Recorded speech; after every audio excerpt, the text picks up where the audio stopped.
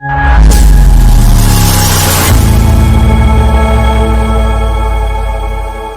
اللہ الرحمن الرحیم الحمدللہ رب العالمین والصلاة والسلام على سید الانبیاء والمرسلین اما بعد اعوذ باللہ من الشیطان الرجیم بسم اللہ الرحمن الرحیم رب اشرح لی صدری ویسر لی امری واحلل عقدۃ من لسانی یفقهوا قولی رب زدنی علما آمین۔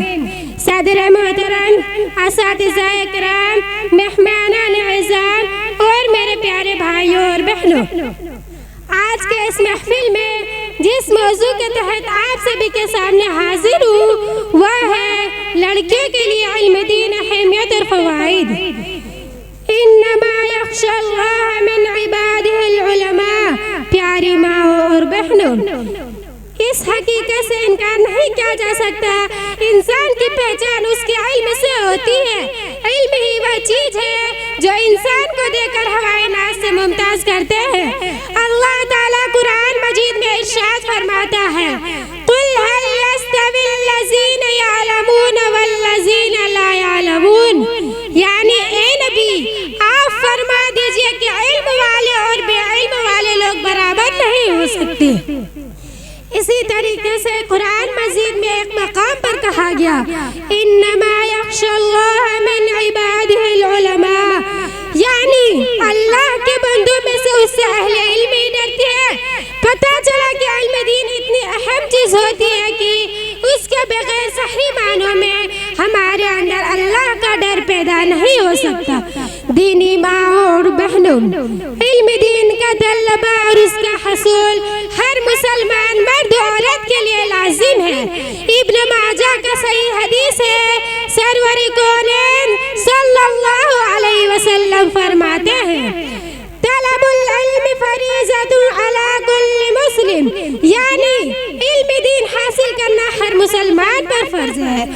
اس حدیث میں آپ صلی اللہ علیہ وسلم نے ہر مسلمان کہا ہے، اس میں مرد و عورتیں دونوں شامل ہیں، مگر یہ انتہائی افسوس کی بات ہے کہ آج اول تو لڑکیوں کو حتی المکان تعلیمی میدان سے دور رکھنے کی کوششیں کی جاتی ہے، اور اگر انہیں تعلیم دی بھی جاتی ہے تو بس دنیاوی، جبکہ دین کی ضروری علم لڑکیوں کے لیے زیادہ ضروری ہے، کیونکہ اگر ایک لڑکا دین کا علم حاصل کرتا ہے تو اس سے صرف اس کا ذات کا فائدہ ہوتا ہے۔ اس لیے کہ لڑکی آگے چل کر اپنا حاصل کی ہوئی علم کی روشنی میں اپنے اولاد کی تربیت کرے گی، اور پورا ایک گھرانہ اس کے تعلیم و تربیت سے فیضاب ہوگا۔ لڑکیوں کے لیے علم دین کی ایسی اہمیت کی پیش نظر ہمارے شریعت نے مختلف اندازے میں ان کے تعلیم پر زور دیا۔ آپ دیکھیے، رسول اکرم صلی اللہ علیہ وسلم نے ہفتے میں ایک دن کیوں عورتوں کو وعظ و نصیحت کے لیے خاص کر رکھا تھا؟ اس لیے تو تاکہ ان کو دین کا علم حاصل ہوتے رہے۔ آپ صلی اللہ علیہ وسلم نے لڑکیوں کو عیدین میں عورتوں کو جانے کا تاکید حکم کیوں دیا تھا؟ اس لیے تو تاکہ عورتیں بھی امام کا خطبہ سنیں اور اپنے معلومات میں اضافہ کریں۔ اور اگر ہم درود نبی کا جائزہ لیں تو ہمیں بہت ساری ایسی خواتین ملتی ہیں جو علم کی آسمان پر آفتاب کی حیثیت رکھتی ہیں۔